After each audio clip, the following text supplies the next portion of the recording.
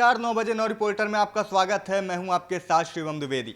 उत्तर प्रदेश में इन दिनों सतुआ बाबा की रोटी की चर्चा काफ़ी जोरों पर है, क्योंकि कुछ दिनों पहले जिलाधिकारी प्रयागराज के जिलाधिकारी मनीष कुमार वर्मा ने सतुआ बाबा के आश्रम के करीब पहुंचकर, उनके शिविर में पहुंचकर चूल्हे पर रोटियां बेली थी, जिसका वीडियो भी सोशल मीडिया पर वायरल हुआ था। और फिर आज यानी मंगलवार को उत्तर प्रदेश के उप मुख्यमंत्री केशव प्रसाद मौर्य ने इसी को लेकर एक बड़ा चेतावनी भरी नसीहत भी उनको दे दी है। पूरा मामला क्या है आपको वो भी बता देते हैं। दरअसल आगामी माघ मेले की तैयारियों का जायजा लेने पहुंचे थे संगम नगरी प्रयागराज में केशव प्रसाद मौर्य। इस दौरान जब उन्होंने सुस्त तैयारियां देखी तो भड़क गए अधिकारियों पर। वहां से वापस आते समय उन्होंने मनीष वर्मा को दायरे में ले लिया, लपेटे में ले लिया और एक तंज भरी नसीहत दे डाली, जिसकी चर्चा प्रशासनिक से लेकर सियासी गलियारों तक है। उन्होंने मजाकिया लहजे में कहा कि ज़्यादा सतुआ बाबा की रोटी के चक्कर में ना पड़ो, काम धंधे पर भी ध्यान दो। अब उनका ये वीडियो सोशल मीडिया पर काफ़ी वायरल है। इसके लोग अलग अलग मायने भी निकाल रहे हैं। अब अलग अलग मायने क्यों निकाल रहे हैं, पहले ये समझिए। दरअसल सतुआ बाबा यानी संतोष दास जो हैं, वो माघ मेले के पहले अभी उनका जो शिविर लगा हुआ है उसको लेकर उन्होंने पहले नाराजगी व्यक्त की थी माघ मेले की तैयारियों को लेकर, जिसके चलते वो सुर्खियों में आए थे। उसके बाद खुद जिलाधिकारी मनीष वर्मा उनके शिविर में पहुंचकर उन्होंने रोटियां बेली थी और उसका वीडियो वायरल किया था।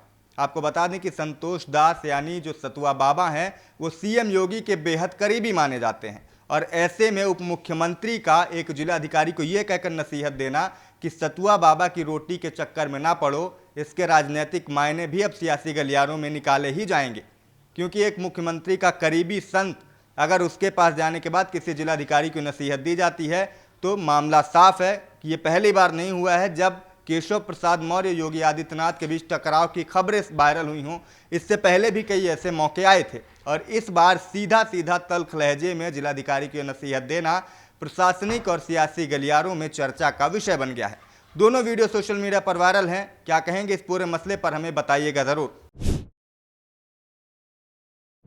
तेज रफ्तार का कहर एक बार फिर मां बेटे की जान ले ली। बताया जा रहा है कि लगातार आए दिन हो रही दुर्घटनाओं को देखते हुए एक बार फिर जिलाधिकारी के द्वारा संबंधित अधिकारियों को आदेश दिए गए हैं। बताया जा रहा है कि विजुअलिटी और लगातार मौसम खराब होने के कारण आए दिन जो है लगातार दुर्घटनाएं हो रही हैं, जिसके लिए संबंधित अधिकारियों को जगह बहाल दुर्घटना बहाल स्थल पर एक बार फिर कहीं के रिफ्लेक्टर और बीम लाइट जैसी कई ऐसे उपकरणों को वहां लगाने के लिए आदेश दिए गए हैं, जिससे हो रही दुर्घटनाओं पर रोक लगाई जा सके। बताया जा रहा है कि सियापी हवाई पट्टी के आसपास क्षेत्र में एक मां बेटी जो लगातार अपने मंदिर से जाकर अपने घर जा रहे थे, लेकिन तेज रफ्तार आ रही कार ने आमने सामने से जोरदार टक्कर मार दी, जिससे मां बेटी की दर्दनाक मौके पर ही मौत हो गई, जिससे आसपास क्षेत्र में हड़कंप मच गया। बताया जा रहा है कि स्थानीय लोगों ने पुलिस को दी सूचना। मौके पर पहुंची पुलिस ने माँ बेटियों को जो है अस्पताल लेके गए, लेकिन वहाँ डॉक्टरों ने मृत घोषित कर दिया। बताया जा रहा है कि दुर्घटना इतनी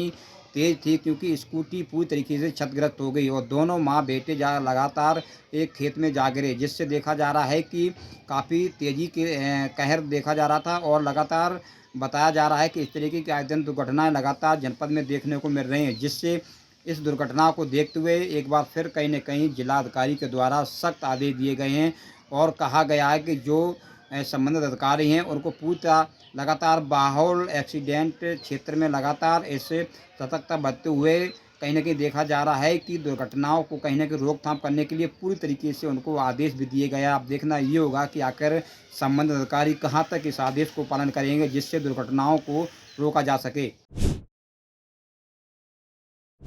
आगरा की ताज सुरक्षा पुलिस की देश ही नहीं विदेशों में भी जमकर सराहना की जा रही है, क्योंकि ताजमहल देखने आए पर्यटकों के बैग खोए थे और उन बैगों को तुरंत पुलिस ने खोजकर उन तक पहुंचाया, जिससे पर्यटकों के चेहरे पर मुस्कान दिखाई दी।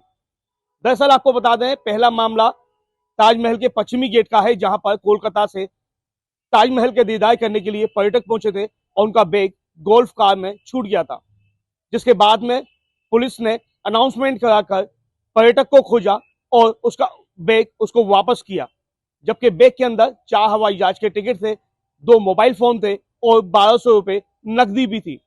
बैग पाकर पर्यटक के चेहरे पर मुस्कान देखने को मिली और उसने आगरा की ताज सुरक्षा पुलिस का आभार व्यक्त किया। वहीं दूसरा मामला आगरा के एक्सप्रेसवे का है, जहां फिलीपींस के पर्यटक का वॉलेट खोया था। वहां जो वॉलेट मिला, उसको वॉलेट के अंदर पर्यटक की पहचान की गई और आगरा के ताजगंज इलाके के अंदर तमाम होटलों के अंदर उस पर्यटक को ढूंढा गया। बमुश्किल पुलिस ने उस पर्यटक को ढूंढा और जब उस पर्यटक को उसका वॉलेट लौटाया तो फिलीपींस के पर्यटक के चेहरे पे अलग ही मुस्कान दिखाई दी और उसने आगरा पुलिस और ताज सुरक्षा पुलिस का आभार व्यक्त किया। तो कह सकते हैं आगरा ही नहीं, देश ही नहीं, विदेशों में भी आगरा की ताज सुरक्षा पुलिस की सराहना की जा रही है। लगातार आरडीए विभाग में शिकायत पे शिकायत, शिकायत पे शिकायत हो रही थी कि अवैध बिल्डिंगों का निर्माण रायबरेली में थमने का नाम नहीं ले रहा है। डीएम हर्षिता माथुर के पास लगातार ये शिकायतें हो रही थी। एडीएम एफआर और सचिव पद पे तैनात अमृता सिंह सचिव थी आरडीए की, इनको जो है हाल में ही डिस्चार्ज किया गया है और चार्ज नए व्यक्ति को दिया गया है। क्या उसके बाद भी मानकों को ताक पे रखकर बिल्डिंगें जो अवैध रूप से बन रही हैं, खासकर बेसमेंट, उनपे लगाम लग पाएगा या नहीं, एक बड़ा सवाल है।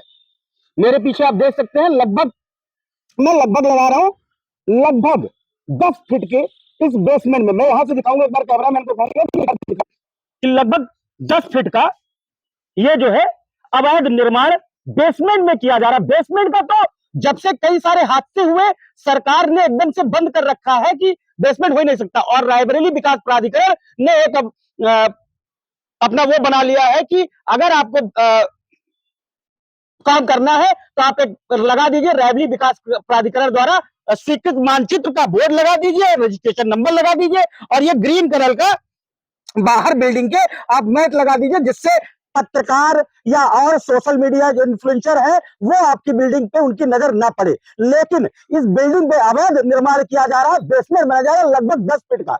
इस पे आरडीए विभाग को सोचना पड़ेगा, अन्यथा रायबरेली भी एक दिन किसी ना किसी दिन बड़ी भारी चपेट में, एक बड़ी दुर्घटना में देखा जाएगा। अब देखना यह होगा विभाग संज्ञान लेता है या नहीं। 9 बजे नौ रिपोर्टर में मैं एसपी सिंह, जिला संवाददाता IBC 24 से आपको बताते चले, सुल्तानपुर जनपद में आज पुलिस अधीक्षक कुमार अनुपम सिंह स्थलीय निरीक्षण करके जाम की समस्या के निजात पाने हेतु साहेबगंज, राहुल चौराहा और बाद मंडी चौराहे पर स्थलीय निरीक्षण किए और यातायात पुलिसकर्मियों को भी हिदायत दे करके कि जाम की समस्या से कैसे निपटारा किया जाए, उनके साथ एक मीटिंग करके स्थलीय निरीक्षण किया।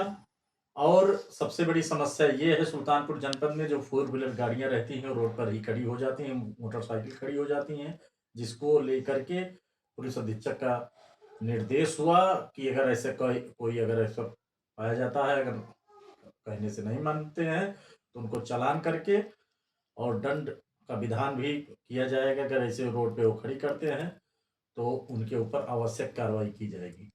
मैं एसपी सिंह, IBC 24।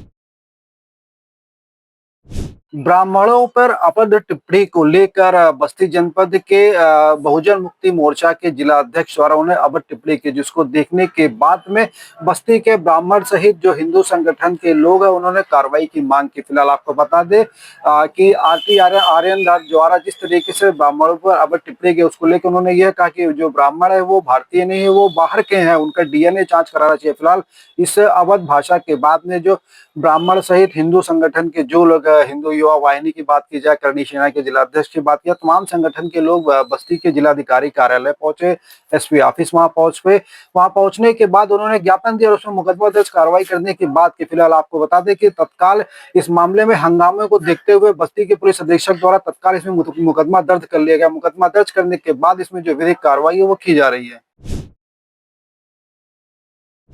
तो 9 बजे नौ रिपोर्टर में आज के लिए बस इतना ही। कल फिर होगी मुलाकात रात 9 बजे 9 बड़ी खबरों के साथ।